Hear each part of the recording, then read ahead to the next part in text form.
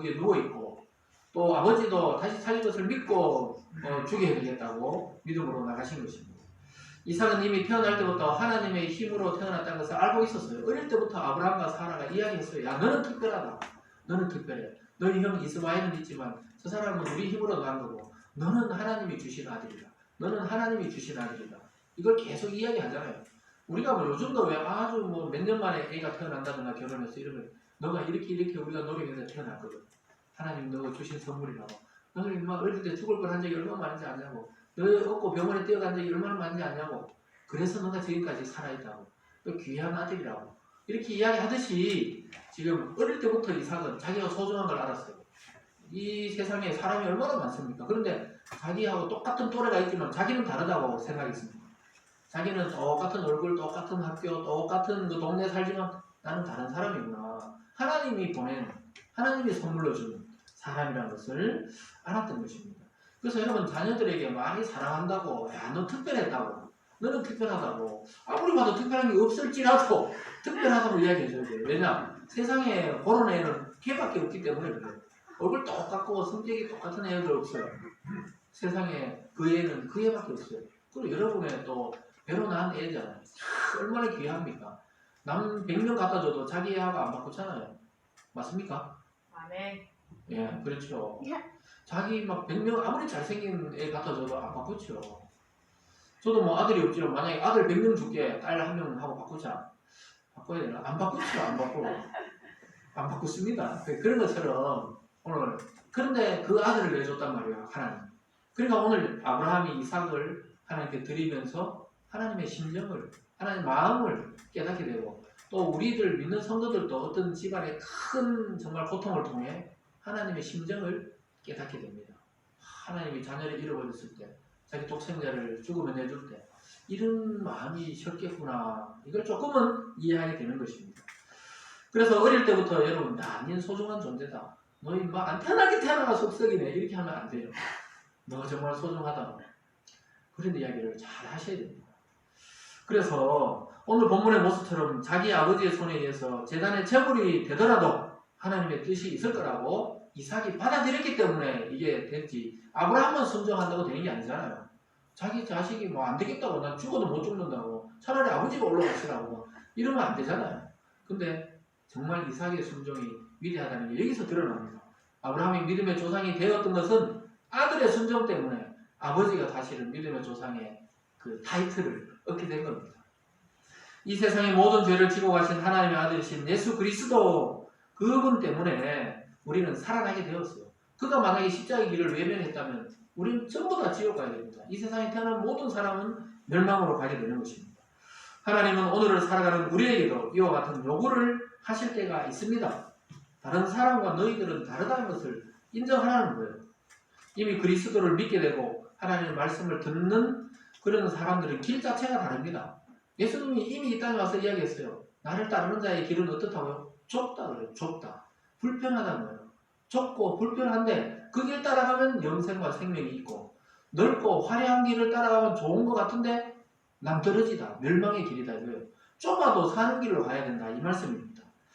그래서 다른 사람이 잘 가지 않으려는 길입니다. 여러분 사실 기독교 인구는 소수예요. 우리나라 뭐 1000만, 2000만 된다 하지만 기독교 인구가 실제로 보면 소수입니다. 소수. 진짜 믿음을 가진 자는 소수입니다. 도저히 갈 길이 보이지 않는 길을 걷고 있을 때가 많아요.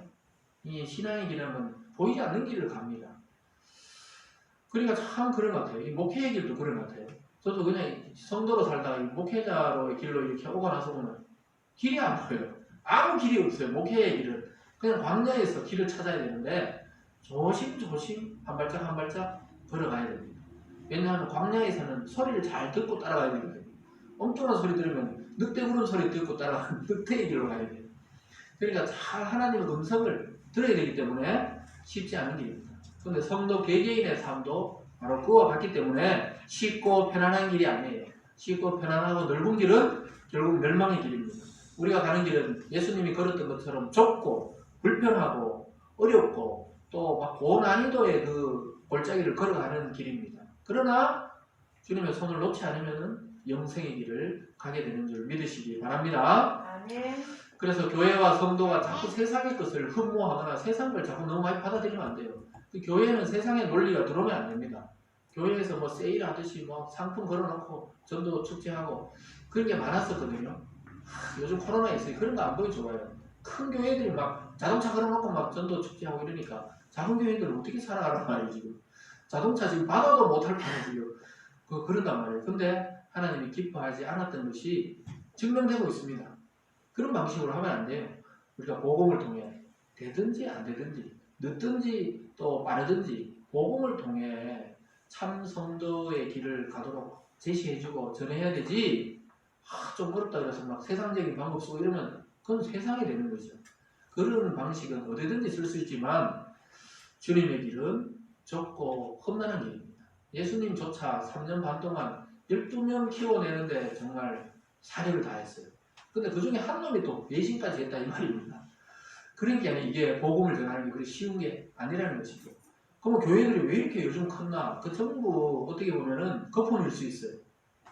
좁고 험난하고 외로운 길을 가는 것이 바로 생명길이고 진정 사는 길인 줄 믿으시기 바랍니다. 그래서 이삭의 순종 안에서 아브라함은 진정한 믿음의 조상이 될 수가 있었습니다.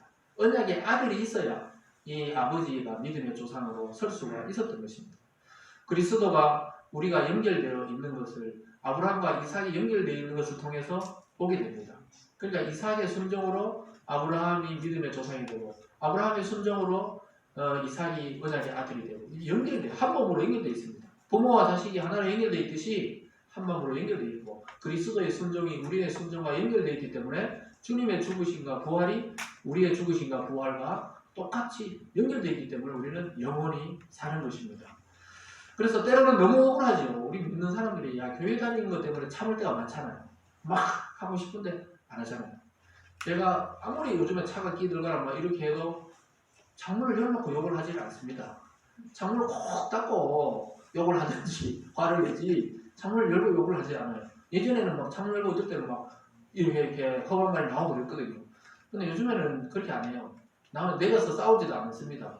왜냐 나중에 너 뭐 하는 놈이야 이러면 나 회사기 목사라고 이러면 덕이 안 되잖아요. 덕이. 그래서 싸울 것도 안 싸우고 분명히 저 사람이 잘못해도 우리가 참을 때가 있죠. 억울해도 참고 뭐 또 억울하지 않아도 참고 이럴 필요가 있습니다. 왜냐 제단 위에 드려지는 제물 오늘 이삭처럼 말이 없어야 돼요.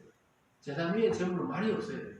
그래서 구약에서 제물로 쓸 수 있는 것은 정해져 있었어요.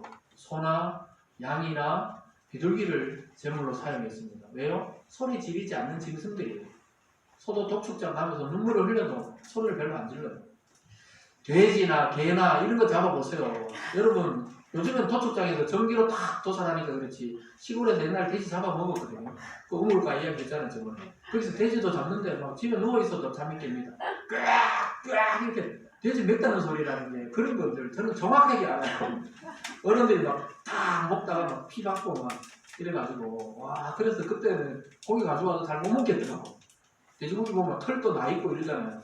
요즘처럼 싹 제보가 되는 게 아니고 털 막 있는 걸 신문지에 싸서 막 가지고 오시거든요. 그거 국 끓여주는데 안 먹어요. 저는 안 먹습니다. 다른 먹어서 돼지 막 털 나가지고 요즘에는 안 줘서 그렇지 주변 다 먹어요. 어쨌든 돼지는 구약에 보면 제물로 사용하지 않았어요. 시끄럽거든요. 끌어올 때부터 깍깍깍깍 끓이는데 목을 딱 따는 순간 막 진짜 끄락끄락 야 그거 보고는 진짜 무섭기도 하고 어린 나이에 소리가 너무너무 그런데 어느 날 결국 목 따고 나면 결국 나중에 숨통이 끊어지면은 소리를 못 질러요. 그래도 제사를 쓰려고 막 하나님의 제물로 드려야 되는데 이렇게 발로 던지면 제사장들이 힘들어서 못해요. 그래서 양은 찍소리를 못 낸대요. 그냥 뭐 하면 목을 팍 비틀면 양이 그냥 그대로 팍 주저앉는 데 죽습니다. 이 다큐멘터리 같은데 뭐 몽골 지역에서 양 잡는 거 보면 그냥 잡는데 그냥 소리가 별로 없어요. 그냥 딱 죽습니다. 그래서 우리들이 바로 하나님 앞에 바쳐진 제물들입니다. 성도들이 하나님 앞에 바쳐진 제물입니다. 그리스도가 십자가에서 큰 소리를 내지 않았듯이 우리도 그냥 조용히 하나님 앞에 바쳐진 인생들입니다. 그래서 큰 소리 내시면 안 돼요. 하나님 소리보다 우리 소리가 더 크고 막 이렇게 하면 안 되는 것입니다. 이삭이 순순히 제단에 바쳐졌듯이 우리가 그리스도의 말씀에 순종해야 되겠습니다. 그럴 때 제물로서 합격이 되는 것입니다. 그런데 이제 누워 있으니까 아브라함도 이제 드디어 칼로 잡아야 돼요. 그때까지도 하나님의 소리가 없어요. 그래서 칼을 들고 심장을 찌르려고 딱 높이 들고 눈을 딱 바라보는데 내려 올라가는데 갑자기 천사들이 하나님 저는 진짜 죽이게 싶어가지고 하나님이 급하게 부릅니다. 아브라함아 아브라함아 두 번 거듭 불러요. 그 하나님의 천사들이 딱 보내가 그만 됐다. 야, 니 진짜 죽일 줄 몰랐다. 하나님도 깜짝 놀란 거예요. 급해가지고 두 번이나 부릅니다. 아브라함아 됐다. 네 믿음이 그런 줄 내가 알았다. 너가 정말 아들까지 바쳐서 나를 순종하려고 했구나. 내가 알았다고. 이미 하나님의 영이시니까 아시지만은 그 테스트 해보려고 했는데 진짜 확 죽이거든요. 아무 미련도 없이 그냥 딱 잡아서 하나님께 바치려고 합니다.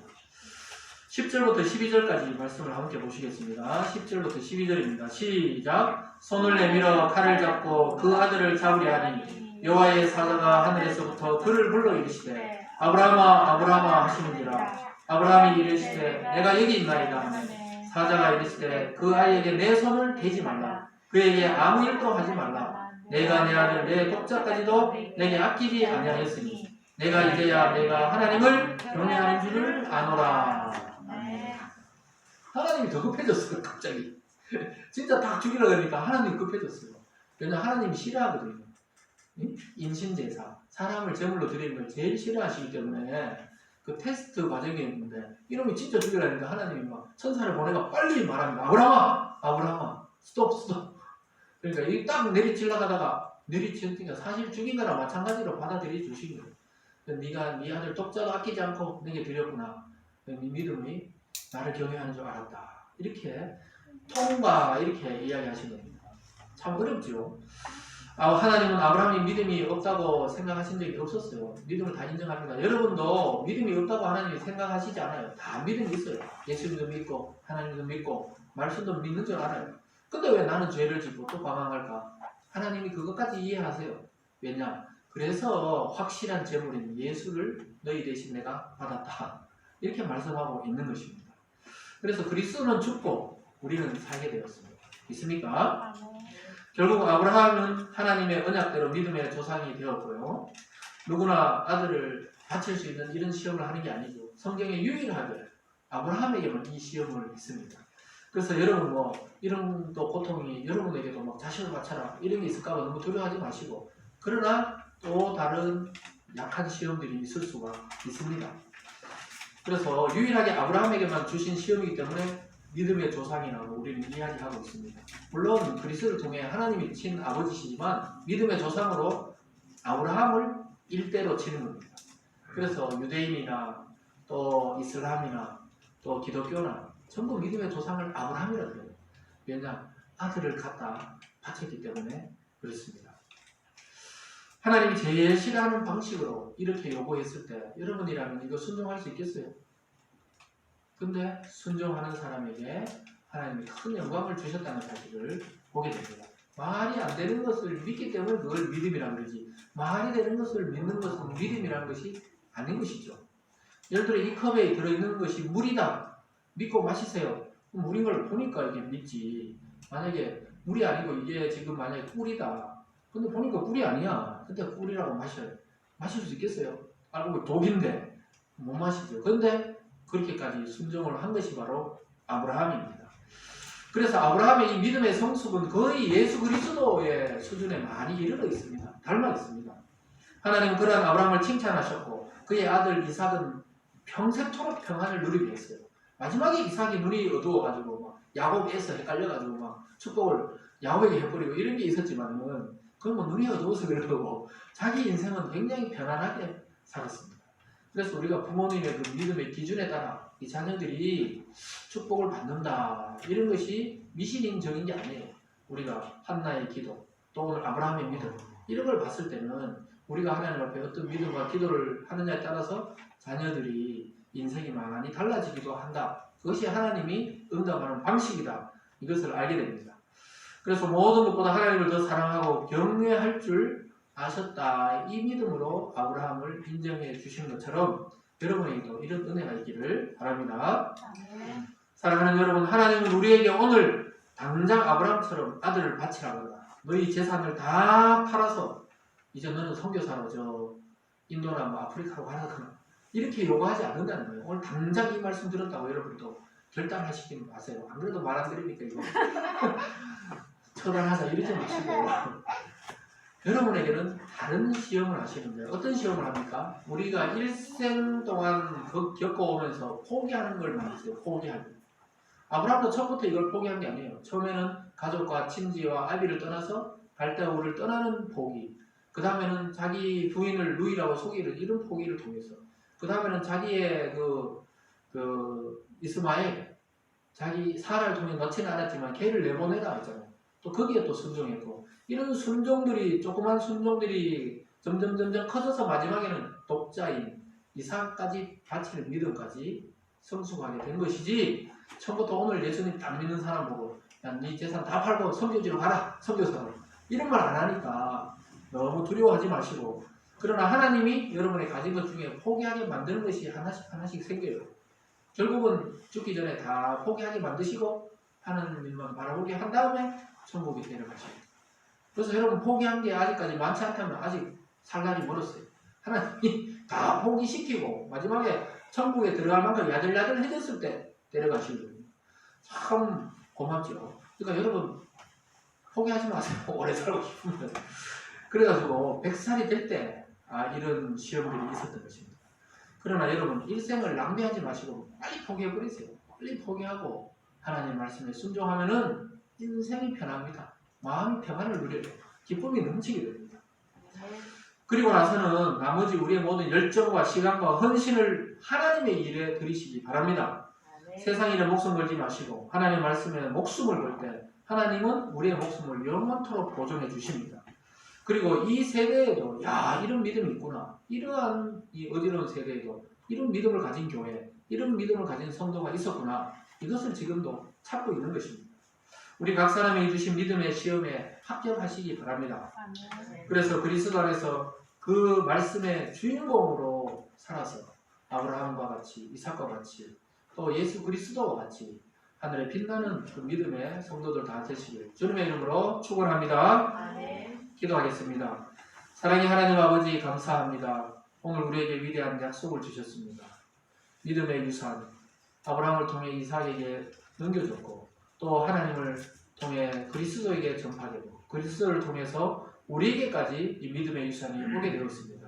하나님 이것을 놓치지 않게 도와주시고 우리 교회의 후대들에게나 또 가정의 후대들에게 무엇보다 값진 믿음의 유산을 남기는 저희 모두가 될 수 있도록 축복하여 주시옵소서. 하나님이 포기하기를 원하는 그것을 포기할 수 있는 용기를 오늘 이 시간 믿음으로 허락하여 주시옵소서. 감사드리며 예수님 이름으로 기도드리옵나이다.